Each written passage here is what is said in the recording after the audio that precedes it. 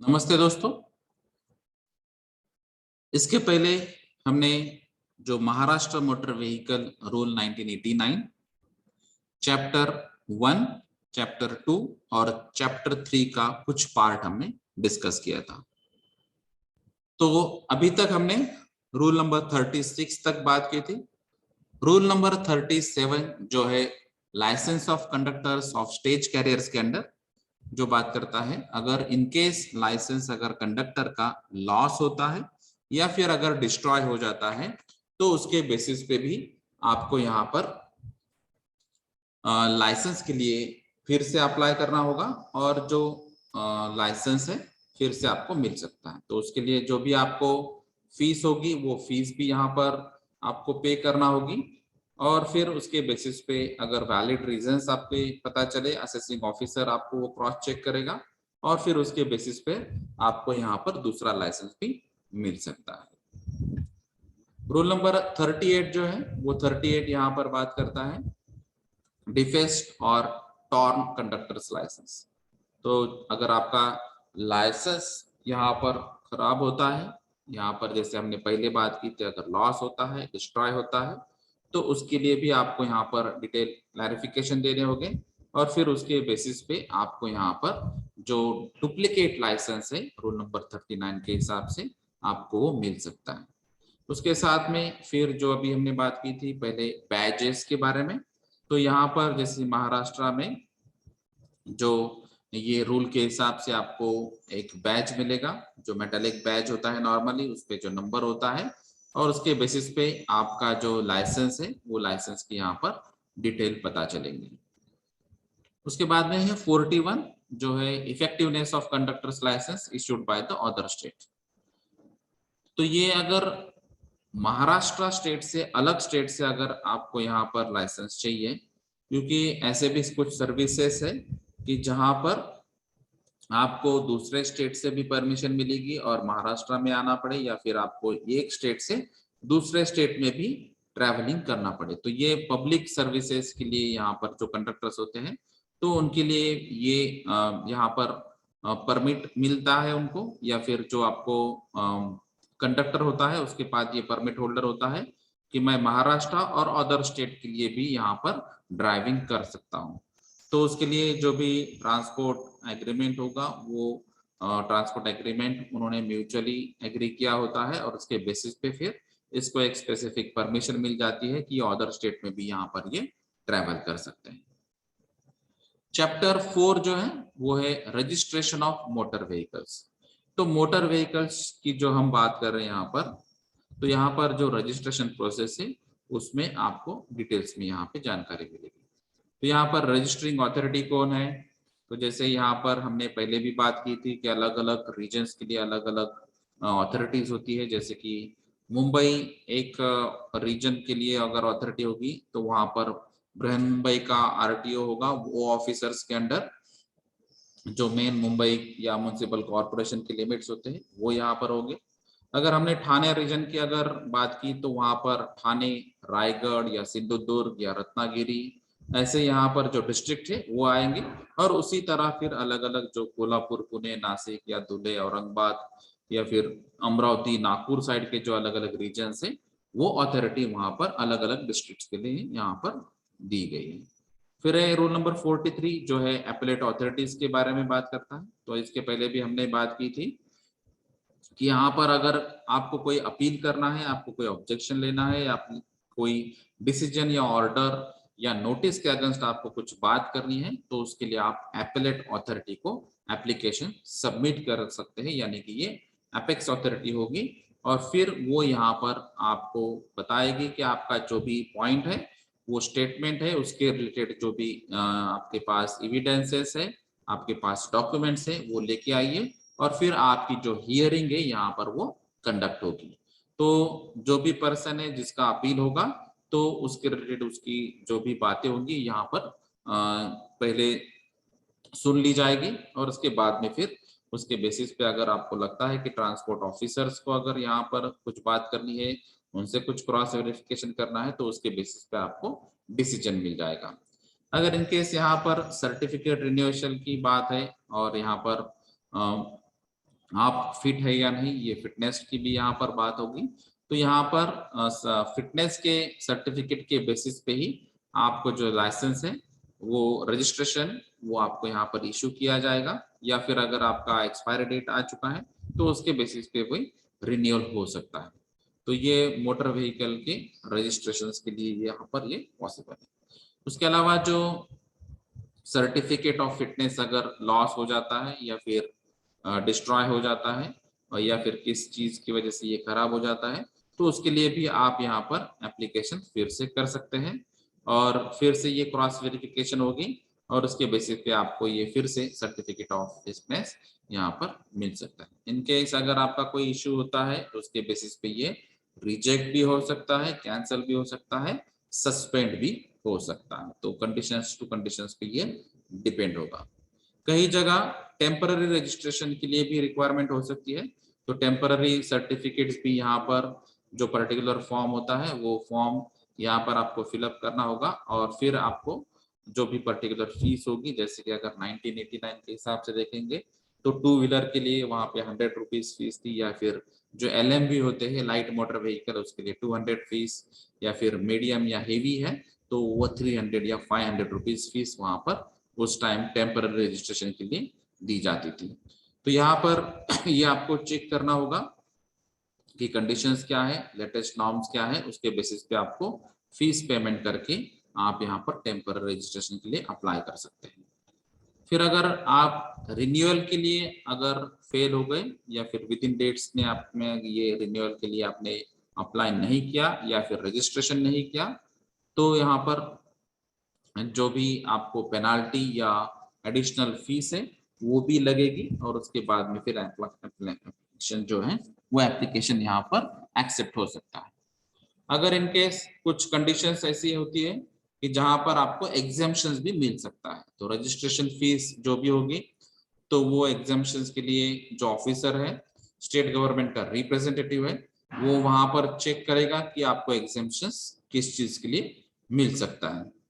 तो यहाँ पर कुछ जैसे कि अगर ट्रैक्टर्स है और वो एग्रीकल्चर पर्पस के लिए यहाँ पर कुछ यूटिलाइजेशन कर रहे हैं, उसका मोटो क्या है, ये एग्जाम्पशंस के यहाँ पर ये अगर एडजस्ट हो सकते हैं तो उनको मिल सकता है।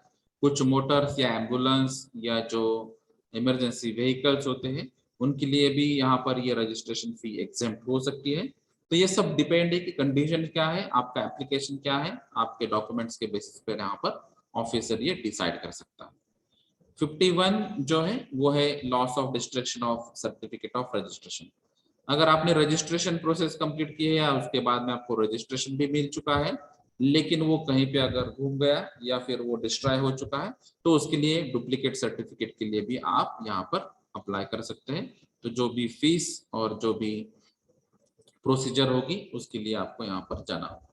रूल नंबर 52 जो है वो है अथॉरिटी टू सस्पेंड सर्टिफिकेट। तो हमने पहले जो बात की थी उसी हिसाब से यहाँ पर रजिस्ट्रेशन आपको मिल चुका है, लेकिन यहाँ पर अगर कोई इश्यू होता है और आपको अथॉरिटी को लगता है कि ये प्रॉब्लमेटिक केस है और इसका जो सर्टिफिकेट ऑफ रजिस्ट्रेशन है वो सस्पेंड करना चाहिए, तो यहाँ पर ये सर्टिफिकेट सस्पेंड भी हो सकता है। और उसके बाद में फिर व्हीकल का एग्जामिनेशन भी होगा, और अगर आपको सर्टिफिकेट चाहिए तो उसके लिए फिर से आपको यहाँ पर अप्लाई करना होगा विथ नीट क्लैरिफिकेशन। फिर 53 जो है उसमें अगर कुछ स्पेसिफिक सेक्शंस के बारे में कहा गया है, तो यहाँ पर जो भी अमाउंट होगी तो आपको जो सस्पेंड किया हुआ या फिर कैंसिल हुआ जो रजिस्ट्रेशन है उसके लिए यहाँ पर क्या अमाउंट होनी चाहिए उसके बारे में यहाँ पर जानकारी दी। 54 जो है वो है assignment of new registration mark. तो यहाँ पर अगर न्यू रजिस्ट्रेशन मार्क आता है, जैसे कि हमने सेंट्रल गवर्नमेंट के हिसाब से अगर बात की सेक्शन 47 में ये रजिस्ट्रेशन मार्क के बारे में बात की थी, तो वो सेक्शन 47 में यहाँ पर बताया गया है कि आपको अगर पर्टिकुलर ओनरशिप का अगर ट्रांसफर करना है आपको, या फिर मोटर व्हीकल आपको ट्रांसफर करना है, या फिर जो रजिस्ट्रेशन सर्टिफिकेट है उसको अगर ट्रांसफर करना है, तो ऐसी चीजों में आपको यहाँ पर ये मार्क यहाँ पर लगेगा।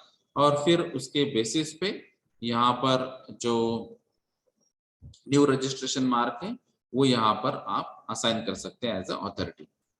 फिर 54A में जो अलॉटमेंट दिया है, जो रजिस्ट्रेशन मार्क की हमने बात की, तो अलॉटमेंट भी यहाँ पर हो सकता है, कंडीशंस पे डिपेंड होगा।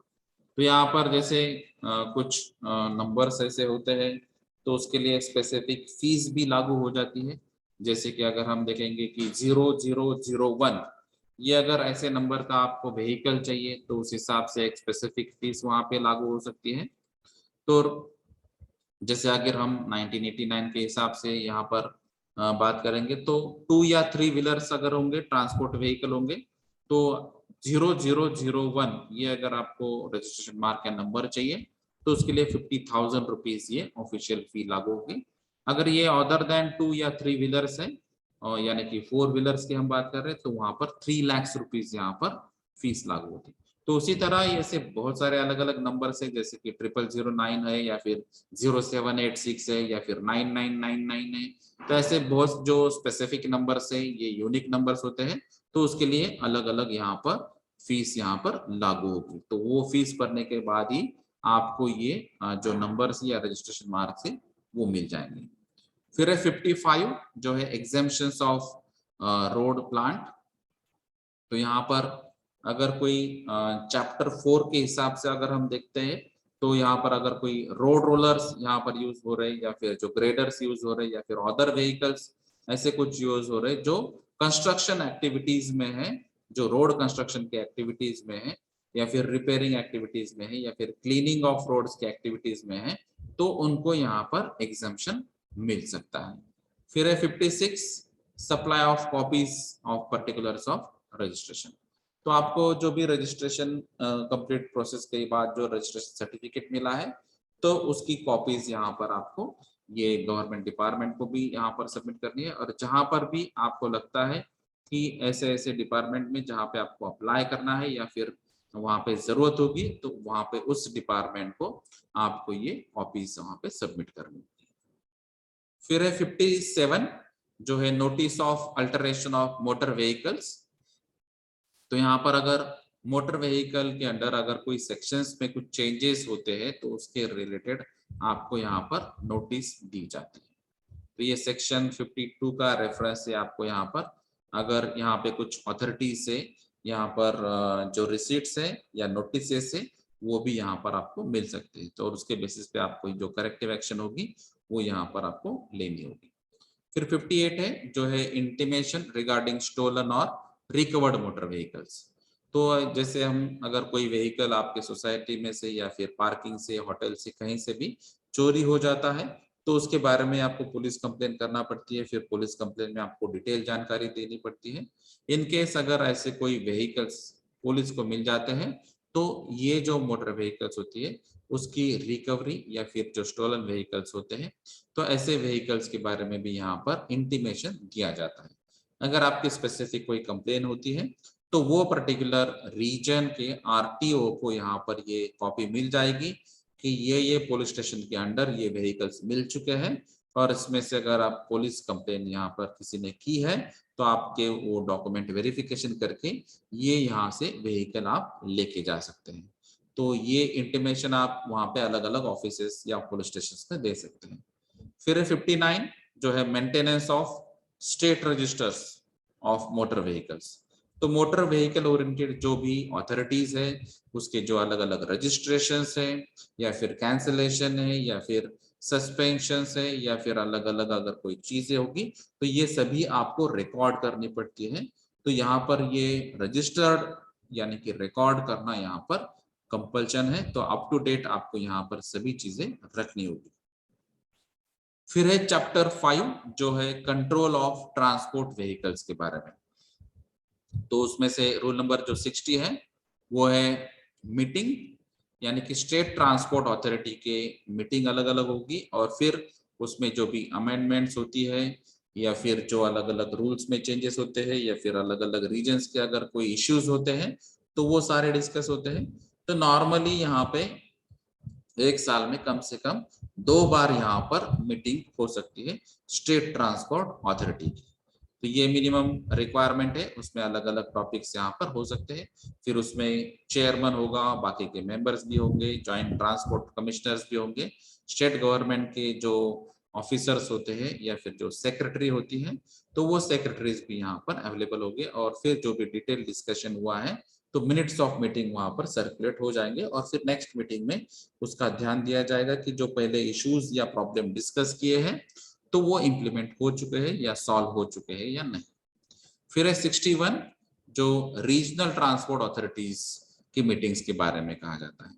तो यहाँ पर भी जैसे हमने बात की थी कि चेयरमैन या फिर जो बाकी के मेंबर्स हैं वो भी यहाँ पर होते हैं। तो नॉर्मली यहाँ पर जब हम रीजनल की बात कर रहे हैं तो रीजनल ट्रांसपोर्ट अथॉरिटीज की जो मीटिंग होती है तो 2 महीने में से कम कम एक बार ये मीटिंग होती है, क्योंकि रीजनल लेवल के जो लोकल अथॉरिटीज के ओरिएंटेड जो इश्यूज होते हैं वो ज्यादा हो सकते हैं, और उसके ओरिएंटेड अगर आपको कुछ बातें कम्युनिकेट करनी है, कोऑर्डिनेट करनी है, तो उसके लिए भी यहाँ पर कम टाइम में डिस्कशन करना पड़ेगा, लेकिन उसकी फ्रीक्वेंसी आपकी ज्यादा होगी। तो 2 महीने में कम से कम एक बार ये मीटिंग यहाँ पर हो सकती है। तो इसके लिए आपका जो आरटीओ है यानी रीजनल ट्रांसपोर्ट ऑफिसर, और यहाँ पर उसके जो अलग अलग सेक्रेटरी या फिर जो मेंबर्स होंगे, रिप्रेजेंटेटिव्स होंगे, ये यहाँ पर अवेलेबल होंगे। फिर 62 जो है conduct of business of transport authorities. तो यहाँ पर जो ट्रांसपोर्ट अथॉरिटीज है वो अलग अलग लेवल पे, स्पेशली यहाँ पर अगर सेक्रेटरी की अपॉइंटमेंट होती है और फिर स्टेट गवर्नमेंट थ्रू, और फिर उसके जो अलग अलग ड्यूटीज होती है उसके थ्रू यहाँ पर अलग अलग जो भी फंक्शंस है, एक्टिविटीज है, वो यहाँ पर कंडक्ट होती है। तो मेनली चेयरमैन के अंडर जो अथॉरिटीज होती है, लेकिन उसमें से मेन सेक्रेटरी यहाँ पर बहुत सारी बातें जो एक्टिविटीज है या जो पर्टिकुलर्स है उसके बारे में ध्यान देते हैं, और फिर उसके बेसिस पे अलग अलग नोटिसेस, ऑर्डर्स या फिर जो नॉर्म्स या फिर जो गाइडलाइंस है वो डिसाइड होती है। तो यहाँ पर बहुत सारे इश्यूज हैं जो आरटीओ के अंडर आ सकते हैं, तो इसीलिए यहाँ पर बिजनेस ट्रांसपोर्ट अथॉरिटीज सेक्रेटरीज और चेयरमैन की यहाँ पर अपॉइंटमेंट होना जरूरी होता है। फिर है रीजनल ट्रांसपोर्ट अथॉरिटीज की जो पावर्स है वो डेलीगेशंस की, जैसे कि बहुत सारी जगह ऐसा प्रॉब्लम होता है कि रीजन बहुत बड़ा होता है और उसके अंडर फिर बहुत सारे डिस्ट्रिक्ट्स आ जाते हैं, और उसके अंडर बहुत सारे अगर व्हीकल्स होते हैं तो उसके रिलेटेड आपको बहुत सारी एक्टिविटीज करना पड़ती है। तो जो रीजनल ट्रांसपोर्ट अथॉरिटी की जो पावर्स है वो यहाँ पर दूसरे मेंबर्स को वो डेलीगेट कर सकते हैं। तो यहाँ पर अगर कोई पर्सन या प्राइवेट सर्विस व्हीकल का परमिट है, उनका रिफ्यूजन है, रिजेक्शन है या रिन्यूअल है, उसके बारे में वहां पर पावर हो सकता है, या फिर जो कॉन्ट्रैक्ट कैरिज परमिट्स वाले इश्यूज हो सकते हैं, या फिर अलग अलग इश्यूज यहाँ पर हो सकते हैं। तो ये पावर यहाँ पर डेलीगेट हो सकती है दूसरे मेंबर्स को जो सबऑर्डिनेट होंगे। तो यहाँ पर सिर्फ आपको वो क्वालिफाइड पर्सन है या नहीं ये चेक करना है, और उसके बाद में फिर आपको ये ऑथेंटिक नोटिस भेजनी कि ये पर्टिकुलर पावर्स हमने इसको डेलीगेट किए हैं, तो इसके बेसिस पे वो पर्सन काम कर सकता है। फिर है 64, ये है delegation of powers by state transport authority. तो जैसे हमने रीजनल की बात की उसी हिसाब से यहाँ पर अभी स्टेट ट्रांसपोर्ट अथॉरिटी की पावर्स का डेलीगेशन का इश्यू है। तो यहाँ पर भी जो स्टेट लेवल के यहाँ पर कमिश्नर्स होते हैं, ट्रांसपोर्ट कमिश्नर्स होते हैं, तो वो भी पावर डेलीगेट कर सकते हैं। तो उसमें बहुत सारे जो परमिट्स होते हैं, सेक्शन 88 में जो अलग अलग परमिट्स की बात हमने की है या फिर काउंटर साइन की बात की है, तो ये बहुत सारे इश्यूज यहाँ पर अगर पावर्स डेलीगेट किए तो दूसरे पर्सन भी यहाँ पर ये काम कर सकते हैं, और फिर ये जो काम होगा ये कम से कम टाइम में यहाँ पर कंप्लीट हो सकता है। तो उसके बाद में है 65 एग्जेम्पशंस फ्रॉम सेक्शन 66। तो 66 में जो बात कही गई थी उसी हिसाब से यहाँ पर एग्जेम्पशंस की बात है। तो 65 में जो बात है वो है सेक्शन 66 का एग्जेम्पशन। लेकिन 66 क्या है, तो ये है disposal of application for contract carriage, goods carriage और प्राइवेट सर्विस व्हीकल परमिट। तो यहाँ पर जो कॉन्ट्रैक्ट कैरिज के लिए या गुड्स कैरिज के लिए या प्राइवेट सर्विस व्हीकल के जो परमिट्स है, तो ये परमिट्स के एप्लीकेशंस में यहाँ पर अगर कोई एग्जाम्पशन की जरूरत है तो ये यहाँ पर हो सकता है। तो ये 65 और 66 कनेक्टेड है। तो सेक्रेटरी जो होगा रीजनल ट्रांसपोर्ट अथॉरिटी का, वो यहाँ पर डिसाइड करेगा कि एग्जैक्टली एप्लीकेशन क्या है, अलग अलग परमिट्स क्या है, और फिर इसका डिस्पोजल करना है या फिर उसमें अगर कुछ जो एग्जाम्पशंस देना है तो वो भी यहाँ पर हो सकता है। फिर है 67 power of refusal to accept the applications for stage and contract carriage permits. तो यहाँ पर अगर कुछ कंडीशंस की वजह से अगर यहाँ पर रिफ्यूजल की बात होती है तो कुछ एप्लीकेशंस यहाँ पे रिफ्यूज या रिजेक्ट भी हो सकते हैं। तो उसके रिलेटेड अगर स्टेट गवर्नमेंट ने कोई नोटिफिकेशन निकाला है या फिर ऑफिशियल गैजेट कुछ पब्लिश किया है और वहां पे बात कही है कि स्टेट लेवल पे या रीजनल लेवल पे ये ट्रांसपोर्ट अथॉरिटीज थ्रू ये ऐसे ऐसे जो चेंजेस हो चुके हैं और वो चेंजेस के हिसाब से अगर आपने सेटिस्फैक्टरी कंप्लायंस नहीं किया है तो उनके हिसाब से वो जो भी एप्लीकेशन होगा वो रिजेक्ट हो सकता है। तो उनके पास ये पावर होगा। 68 है reservation of permits granted under section 71 and 88। तो यहाँ पर जो परमिट्स होते हैं तो वहां पर रिजर्वेशन भी पॉसिबल है। तो ये डिपेंड्स है कि एप्लीकेशन क्या है, उसकी डिटेलिंग क्या है। तो स्पेशली अगर हम रिजर्वेशंस की बात करेंगे तो शेड्यूल कास्ट और शेड्यूल ट्राइब, इनके लिए स्पेसिफिक यहाँ पर रिजर्वेशंस या वैकेंसीज अवेलेबल हो सकती है। तो ये नॉर्मली 13% और 7% SC और ST के लिए अवेलेबिलिटी हो सकती है। जो स्पेशली हम बात कर रहे हैं जहां पर स्टेज कैरेजेस का अगर नंबर फिक्स करना चाहते हैं तो आपको सेक्शन 71 चेक करना होगा। उसमें सब सेक्शन 3 है और उसमें एक क्लॉज ए करके है, तो वहां पर ये वैकेंसीज के रिलेटेड बात की गई है। फिर है 69 जो है power of transport authorities to demand proof और डॉक्यूमेंट्री एविडेंसेस। तो यहाँ पर ट्रांसपोर्ट अथॉरिटीज को ये पावर है, ये कभी भी आपके जो व्हीकल ओरिएंटेड डॉक्यूमेंटेशन है ये एविडेंसेस मांग सकते हैं। फिर है 70 जो है matters for consideration of application for stage carriage permit. तो यहाँ पर जो भी एप्लीकेशंस आते हैं तो उसके अलग अलग मैटर्स आपको यहाँ पर देखने होंगे।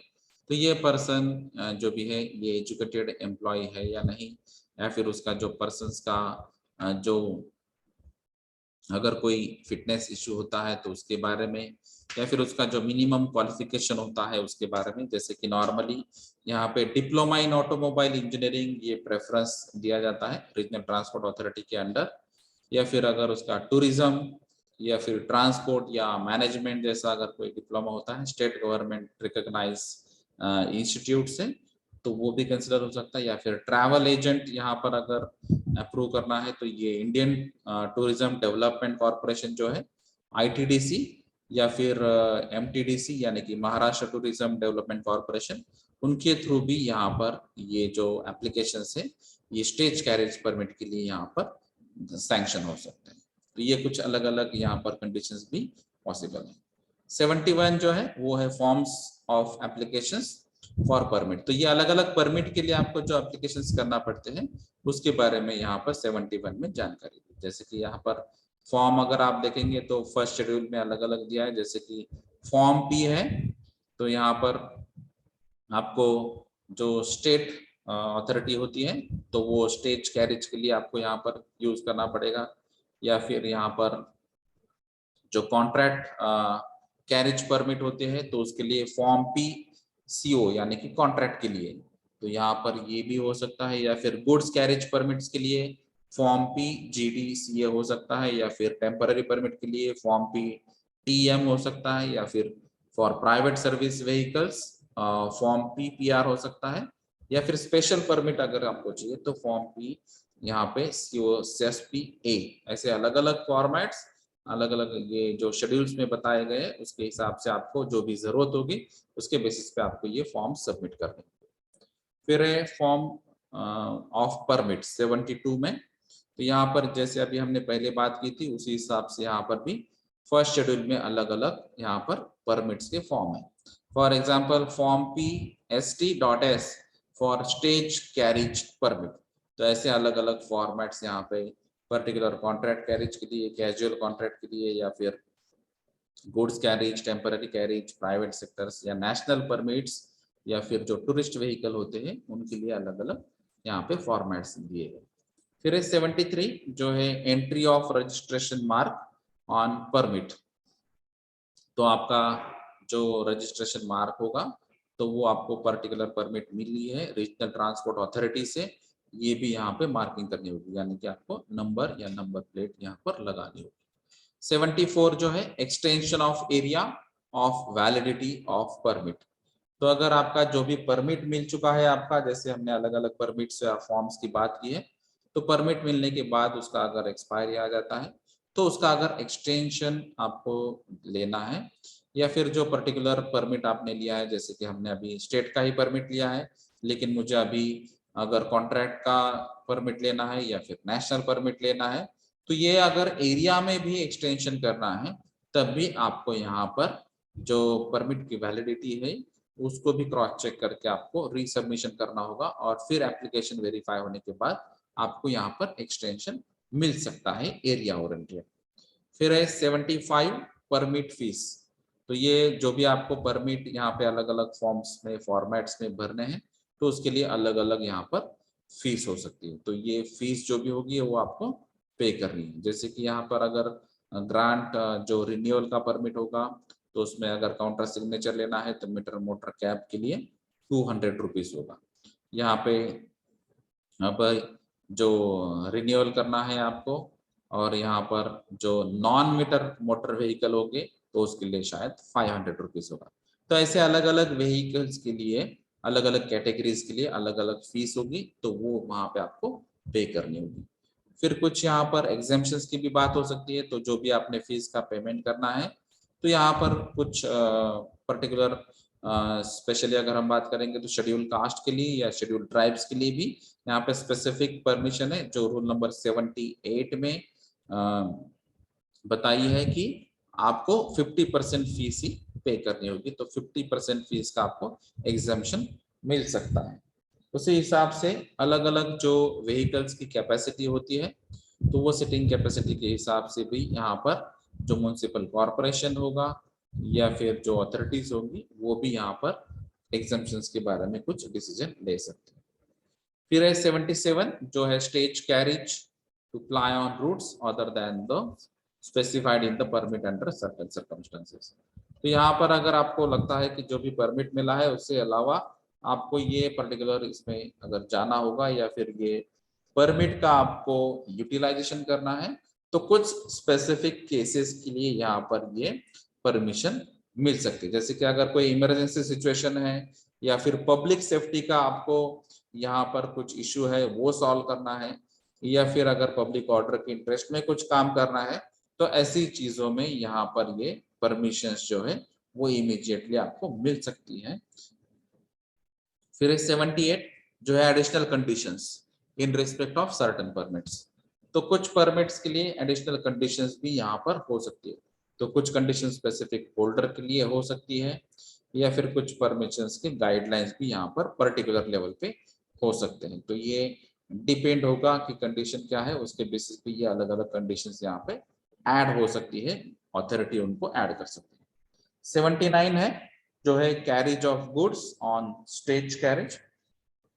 तो यहाँ पर अगर आपको गुड्स कैरेज करना है तो यहाँ पर जो अलग अलग कंडीशंस यहाँ पर रूल नंबर 81 में भी लगेज के बारे में बताइए कि रूफ जो है आपका, तो आपका रूफ कैसा होना चाहिए, वहां पर आपका लगेज कितना हो सकता है, या फिर अगर वहां पे बूट स्पेस अवेलेबल है या फिर लॉकर अरेंजमेंट है या फिर कंपार्टमेंट में है, तो उसके लिए भी अलग अलग गाइडलाइंस यहाँ पर बताई है।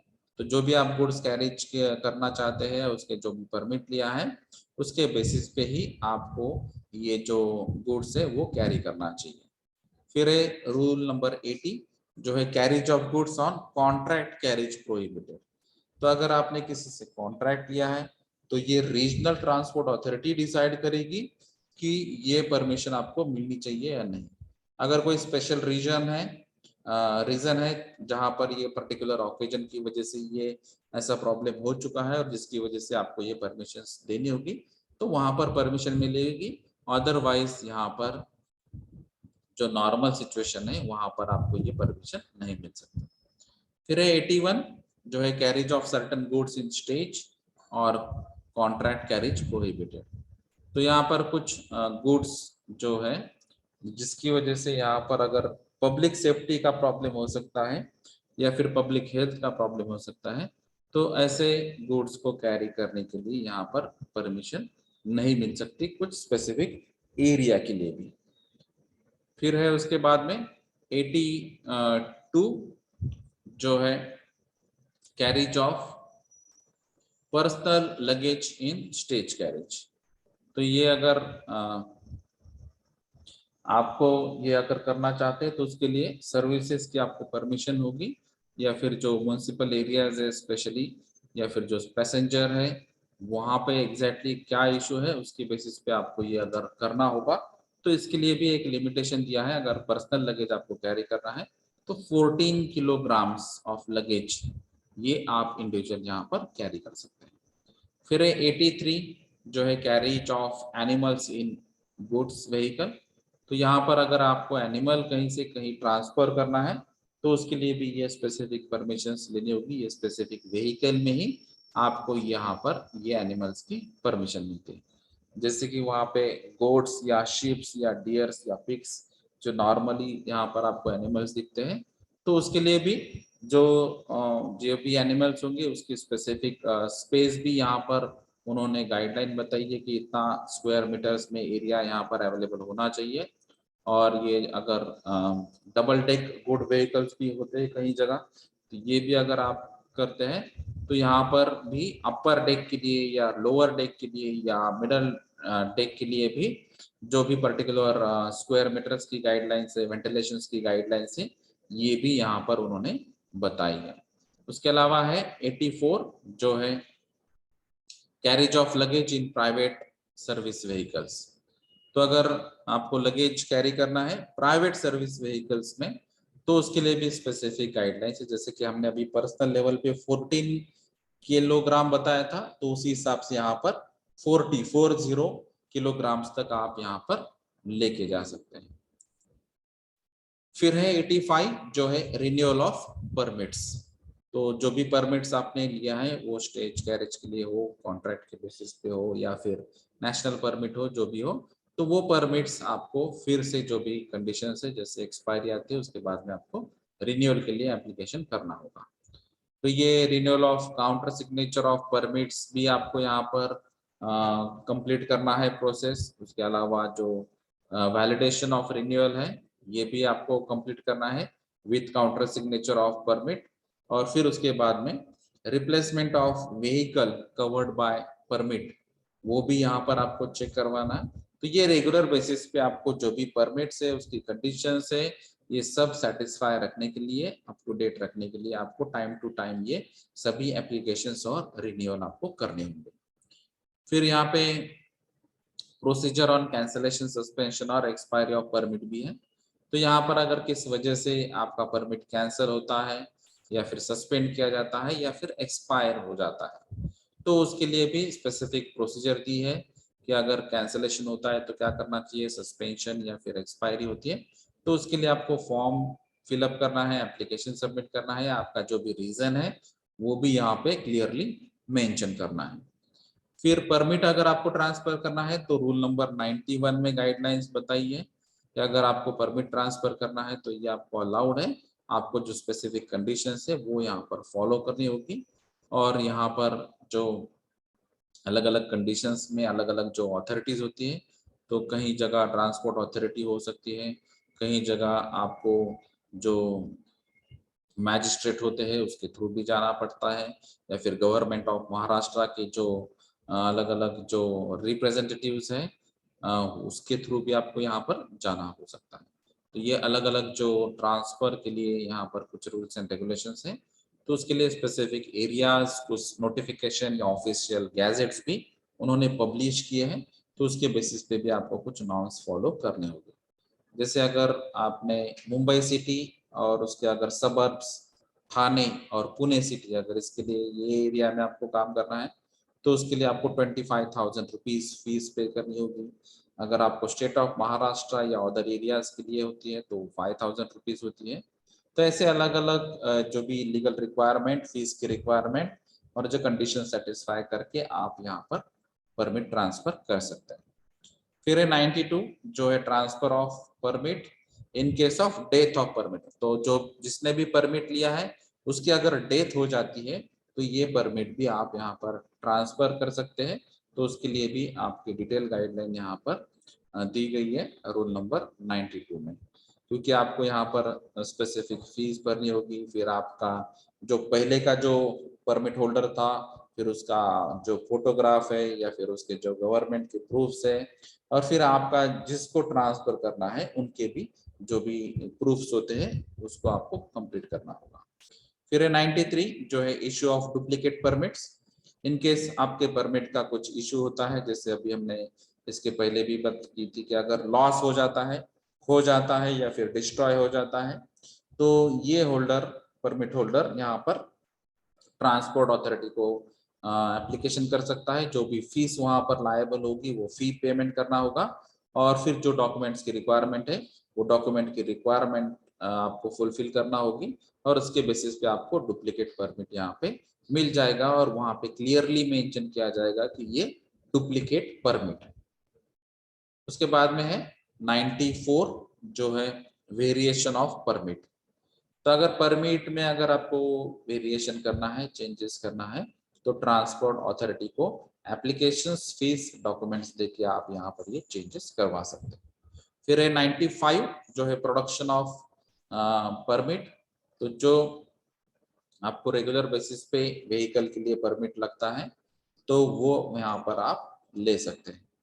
अगर यहाँ पर कोई पुलिस ऑफिसर या फिर कोई दूसरे ऑफिसर ने या फिर असिस्टेंट इंस्पेक्टर या मोटर व्हीकल का जो इंस्पेक्टर होता है या फिर मोटर व्हीकल डिपार्टमेंट का कोई रिप्रेजेंटेटिव होता है, तो उनको भी ये यहाँ पर अलाउ किया गया है कि ये परमिट आपको यहाँ पे दिखाना होगा। और फिर है 96 वो है temporary authorisation in live of permit. तो कुछ चीजों में, कुछ कंडीशंस में आपको टेम्पररी अथॉरिटी भी मिल सकती है, टेम्पररी परमिट भी यहाँ पर मिल सकता है। जैसे अभी हमने बात की कि कुछ सिचुएशंस ऐसे होते हैं कि सिचुएशंस में आपको अथॉरिटी को यहाँ पर ये डिसीजन लेना है और उसके बेसिस पे ये टेम्पररी परमिट भी यहाँ पर दे सकते हैं। तो यहाँ पर अगर ये टेम्पररी ऑथराइजेशन होता है तो उसके लिए फीस एप्लीकेबल नहीं होगी। फिर है 97 जो है appeal and revision applications against order of state और रीजनल ट्रांसपोर्ट अथॉरिटी। तो यहाँ पर अगर आपको लगता है कि ये कैंसलेशन या फिर जो सस्पेंशन ये कुछ हो चुका है या फिर जो इशू हुआ है, तो वो उसकी वजह से अगर आपको लगता है कि ये डिसीजन गलत था, या फिर अगर आपने कुछ एप्लीकेशन किया है और आपको वो चीज नहीं मिली है, तो वहां पर भी आप अपील कर सकते हैं। तो ये स्टेट या रीजनल ट्रांसपोर्ट अथॉरिटी के जो भी ऑर्डर्स होंगे उसके अगेंस्ट आप यहाँ पर अपील कर सकते हैं। फिर है 98 जो है supply of copies of documents to persons interested in appeal और रिवीजन। तो जिसने भी यहाँ पर अपील किया है तो उसके रिलेटेड जो भी डॉक्यूमेंट्स है, ये डॉक्यूमेंट्स और फिर उसकी जो अपील की फी होगी वो अपील की फी भी यहाँ पर आपको पेमेंट करनी होगी, और फिर उसके बाद में अपील की प्रोसीजर स्टार्ट हो जाएगी। तो 99 में ये प्रोसीजर स्टार्ट होगी, या फिर अगर उसकी कोई रिवीजन होती है तो रिवीजन स्टार्ट होगी। और फिर यहाँ पे स्टेट ट्रांसपोर्ट एपेलेट ट्राइब्यूनल जो होता है, तो यहाँ पर ये मेन अथॉरिटी होगी। तो उनके जो भी एप्लीकेशंस होंगे या फिर रिन्यूअल एप्लीकेशंस होंगे, जो भी अपील होगी उसकी डिटेल वहाँ पे वो स्टडी करेंगे, और फिर उसका जो भी डिसीजन होगा वो सेक्रेटरी ऑफ द स्टेट और रीजनल ट्रांसपोर्ट अथॉरिटी है उनको वो भेजा जाएगा, और उनके थ्रू यहाँ पर जो भी पर्सन जो जिसने अपील की है उसको ये डिसीजन कन्वे किया जाएगा। फिर है 100 जो है fixing in advance hours of work. तो यहाँ पर रीजनल ट्रांसपोर्ट अथॉरिटी एम्प्लॉयर को डायरेक्ट कर सकती है कि जो ड्राइवर्स होते हैं वो ड्राइवर्स ट्रांसपोर्ट व्हीकल के लिए यूटिलाइज होते हैं, तो उनकी ड्यूटी एग्जैक्टली क्या होनी चाहिए, कितने घंटे तक ड्यूटी होनी चाहिए, और इन केस वो अगर एक्सेस ड्यूटी करते हैं तो उसके लिए भी प्रोविजन क्या होगी। तो ये पर्टिकुलर टाइम टेबल या फिर जो शेड्यूल होता है या फिर जो रूटीन शेड्यूल हो सकते हैं, तो उसके भी अलग अलग फॉर्मेट्स फिलअप करके आपको यहाँ पर ये देने होंगे, जिसके बेसिस पे ये पता चलेगा कि जो भी ड्राइवर का वर्क है वो ठीक तरह से हो रहा है। 101 है definitions of period of rest. तो यहाँ पर जैसे हमने बात की थी कि बहुत सारे अगर एक्सीडेंट्स होते हैं उसमें अगर रीजन देखेंगे तो कुछ एक्सीडेंट्स में से ऐसी चीजें यहाँ पर सामने आई है कि वो पर्टिकुलर ड्राइवर ने रेस्ट ही नहीं ली है और उसकी वजह से यहाँ पर वो एक्सीडेंट हो चुका है। तो यहाँ पर ये रेस्ट की जरूरत होती है, इसलिए यहाँ पर हर एक ड्राइवर का वर्क कितना हुआ है, उसका एज कितना है, उसकी कैपेसिटी क्या है, इसके बेसिस पे भी आप ये डिसीजन ले सकते हैं और उसके बेसिस पे उसका जो रेस्ट पीरियड है वो आप यहाँ पर डिसाइड कर सकते हैं। फिर है 102 जो है conduct of persons using stage carriage operating in Maharashtra state. तो यहाँ पर जो पर्सन स्टेज कैरिज ऑपरेट करेंगे उनके लिए एग्जैक्टली ड्यूटीज क्या होनी चाहिए। तो यहाँ पर बहुत सारे डिटेल गाइडलाइंस दिए हैं कि उनको जो ऑथराइज एम्प्लॉयज होते हैं उनको क्या करना चाहिए, या फिर अगर लगेज बल्कि होता है तब क्या करना चाहिए, अगर आप एनिमल कैरी कर रहे हैं तब आपको क्या करना चाहिए, अगर आप कोई पर्टिकुलर इंस्ट्रूमेंट या इक्विपमेंट कैरी कर रहे हैं तो क्या करना चाहिए, या फिर अगर आपकी जो लीगल ड्यूटीज होती है वो क्या होनी चाहिए, या फिर जो अगर आपको लगता है कि यहाँ पर ड्यूटीज चेंज होनी चाहिए या रेस्ट रिक्वायरमेंट है, तो जो भी यहाँ पर बातें हैं ये सभी डिटेल्स यहाँ पर हो सकते हैं और जो भी परमिट मिला है उसके बेसिस पे आपको गाइडलाइंस यहाँ पर फॉलो करनी होगी। फिर 103 जो है additional provisions relating to the conduct of passengers and other persons in buses operating within limits of municipal corporations or municipality in state of Maharashtra। तो म्यूनिसिपल कॉरपोरेशंस के अंदर जब हम बात करते हैं तो नॉर्मली हम उसको सिटी बस कहते हैं। तो वो सिटी बसेस को म्यूनिसिपल कॉरपोरेशंस के अंदर परमिशंस मिलती है कि ये पैसेंजर्स कैरी कर सकते हैं एक जगह से दूसरी जगह। अगर म्यूनिसिपैलिटी या म्यूनिसिपल कॉरपोरेशंस के बाहर है तो उसके लिए अलग से परमिशन होगी और उसके बेसिस पे फिर उनके भी गाइडलाइंस अलग अलग हो सकते हैं। तो उसके लिए फिर जो भी टिकट प्रोविजंस होती है कितने डिस्टेंस के लिए कितने किलोमीटर्स के लिए, या जो स्टेजेस होते हैं तो वो स्टेजेस के बेसिस पे वो टिकट प्रोविजन यहाँ पर हो सकती है। फिर वो कंडक्टर यहाँ पर टिकट के बेसिस पे वो कलेक्शन करेगा और फिर जो भी वहाँ पे स्टेट ट्रांसपोर्ट अथॉरिटी होगी उनके पास ही सबमिट करेगा। फिर 104 जो है maintenance of complaint books in stage carriages. तो अगर यहाँ पे किसी की कोई कंप्लेन होती है तो ये कंप्लेन यहाँ पर डिटेल ये किस पर्सन ने की है, उसकी साइन क्या है, उसको एग्जैक्टली क्या बताना है, कंप्लेन किस बारे में है, ये कंप्लेन का रजिस्टर भी आपको यहाँ पे यानी कि कंप्लेन बुक भी यहाँ पर मेंटेन करनी होगी। फिर है conduct of passengers in motor cabs. तो ये मोटर कैब्स में अगर पैसेंजर कैरी करते हैं तो उसके लिए भी उन्होंने डिटेल गाइडलाइन यहाँ पर बताई है कि कितने पर्सन्स होने चाहिए, स्पेस कितनी होनी चाहिए, फिर जो एरिया रिक्वायरमेंट है वो कितनी होनी चाहिए, इसके बारे में भी उन्होंने बात की है। तो ये है conduct of passengers in motor cabs. फिर 106 जो है वो है carries in public service vehicles of children and infants.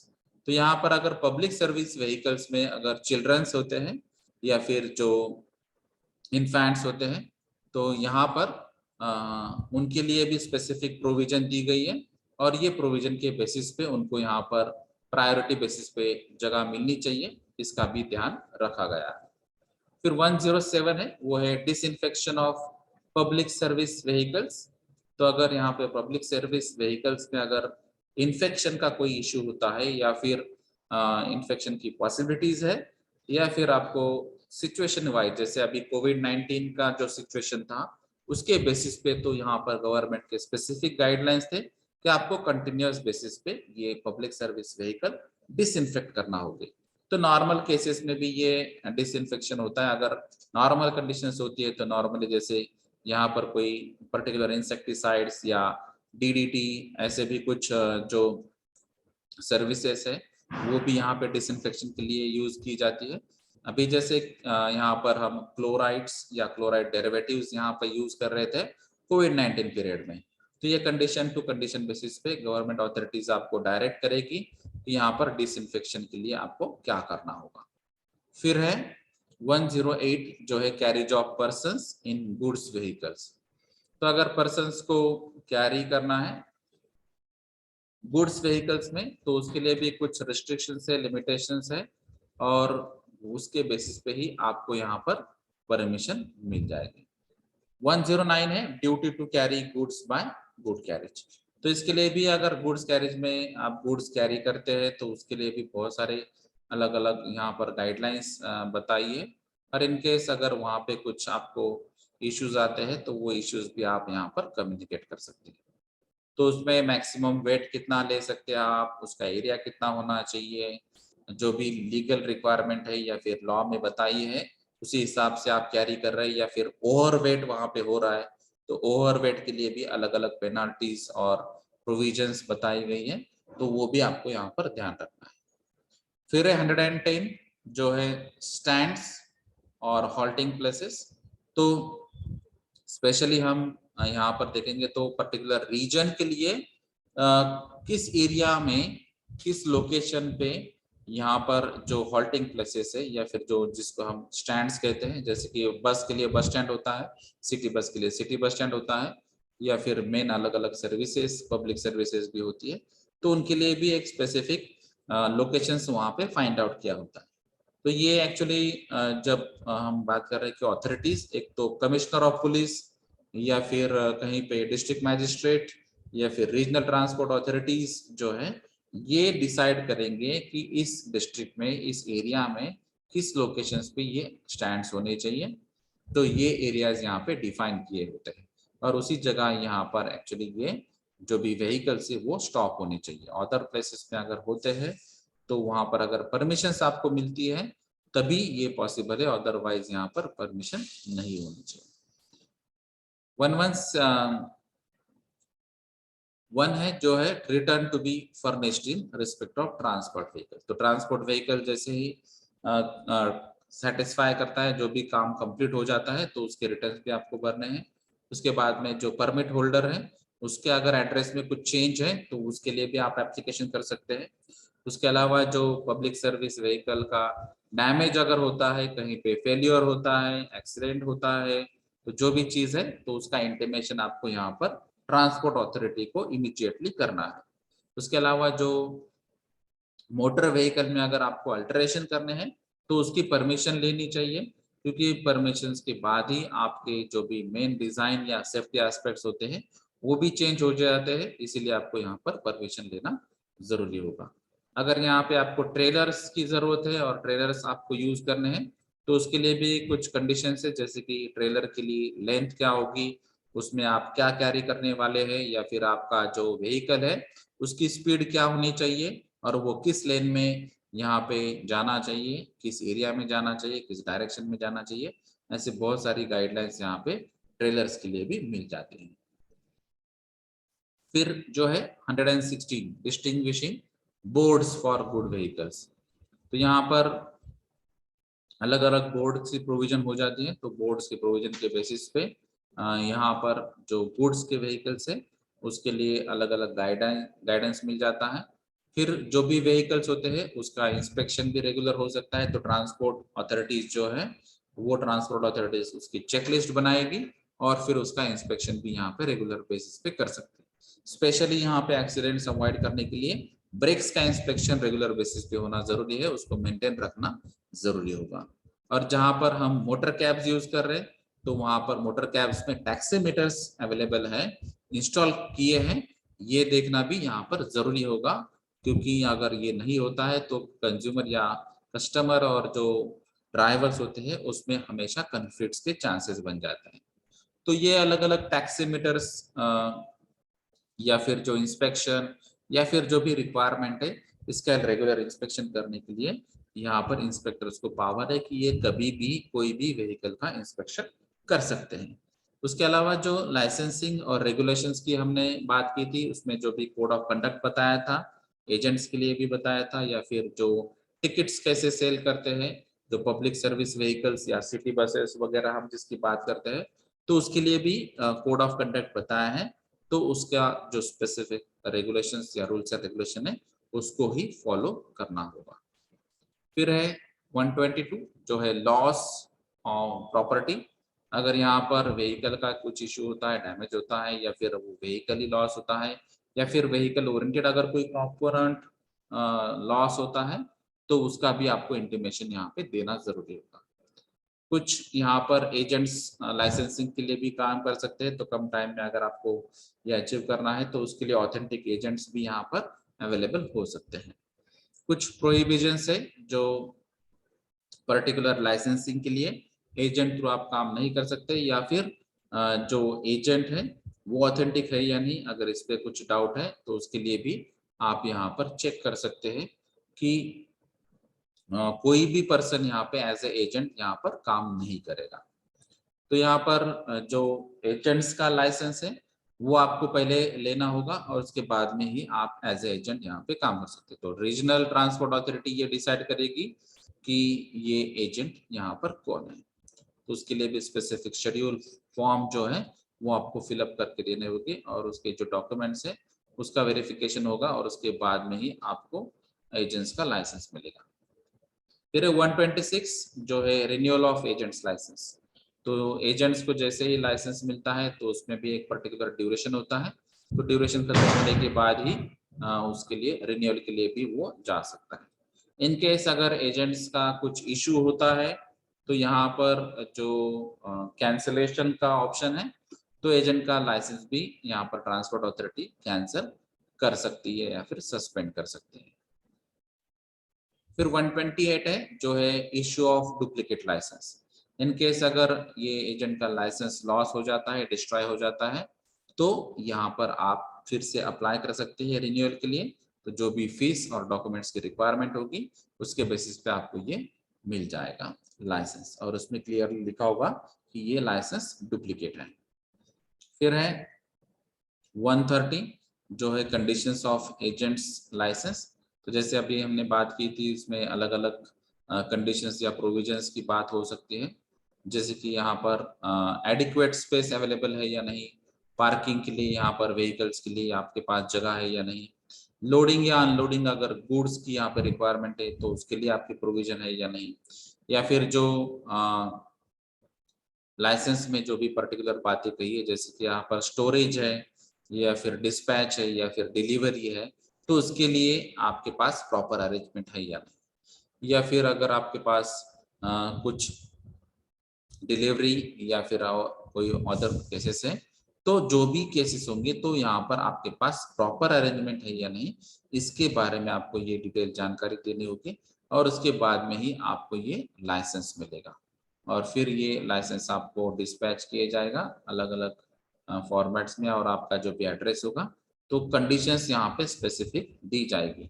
जैसे अगर यहाँ पे आपके जो गुड कंडीशंस है तो उसके लिए अगर आपका लाइसेंस है तो यहाँ पर आपका 250 किलोग्राम्स ये एक पर्टिकुलर कंडीशन हो सकता है। तो ऐसे बहुत सारे कंडीशंस और गाइडलाइंस यहाँ पे ट्रांसपोर्ट एजेंसी ने बताई है, वो आपको फॉलो करने होंगे। फिर 132 जो है places to be used for loading and unloading of goods. जैसे अभी हमने बात की कि आपका लोड कितना है, यहाँ पर कितने गुड्स यहाँ पे लोड हो सकते हैं, अनलोड हो सकते हैं, उसका एक प्रिडिक्शन के बेसिस पे प्रॉपर अरेंजमेंट और एरिया की रिक्वायरमेंट जो है वो आपको करनी होगी, उसके बाद में ही आपको ये परमिशन मिलेगी। तो आपका जो भी एरिया है और जो भी गुड्स आप लोड या अनलोड करने वाले हैं उसका प्रिडिक्शन आपको यहाँ से लेना होगा। फिर है 132 जो है places to be used for loading और अनलोडिंग, और 133 है powers of entry and inspection. जैसे अभी हमने बात की थी, अगर एजेंट्स के पास यहाँ पर एक पर्टिकुलर लोकेशन पे ऑफिस है, उसको एजेंट्स को लाइसेंस मिल चुका है, वहां पर रेगुलर बेसिस पे डिस्पैच या डिलीवरी की एक्टिविटीज है, या फिर लोडिंग अनलोडिंग की एक्टिविटीज है, या फिर व्हीकल को पार्क यहाँ पे करना पड़ता है, तो ये सभी चीजें जो एजेंट को लाइसेंस दिया है और जो कंडीशंस मेंशन की है, तो ये कभी भी इंस्पेक्टर यहाँ पर वेरीफाई कर सकता है तो उस जगह यहाँ पर ये कभी भी एंट्री कर सकता है और इंस्पेक्शन करने के बाद ये जो भी चीजें हमने या कंडीशंस बताई है वो सेटिस्फैक्टरी है या नहीं, ये भी क्रॉस चेक कर सकता है। तो जैसे अभी हमने बात की थी कि अगर यहाँ पर पेंटिंग करना या फिर जो मार्किंग करना है तो वहां पर कुछ चीजों के लिए प्रोहिबिशन हो सकता है, या फिर कुछ मोटर कैब्स जो होते हैं तो उनके लिए स्पेसिफिक पेंटिंग मार्किंग की प्रोविजन या परमिशंस मिल सकती है।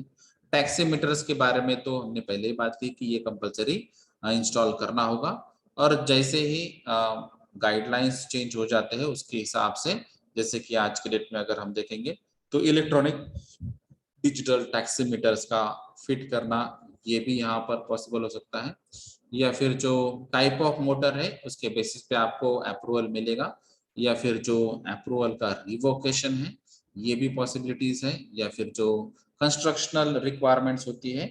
तो ये हर एक चीज के लिए आपको यहाँ पर डिटेल गाइडलाइंस बताई है कि आपको एग्जैक्टली इंस्टॉलेशन कैसे करना है, किस चीज का इंस्टॉलेशन करना है, फिर आपको कौन कौन से टेस्ट थ्रू भी यहाँ पर जा सकते हैं, मीटर के जो भी टेस्ट होते हैं तो उसके लिए भी एक स्पेसिफिक अप्रूवल प्रोसेस होती है, उसका एक सर्टिफिकेट होता है, और फिर जो टेस्ट कंप्लीट करने के बाद ही आपको ये इंस्टॉलेशन करना है।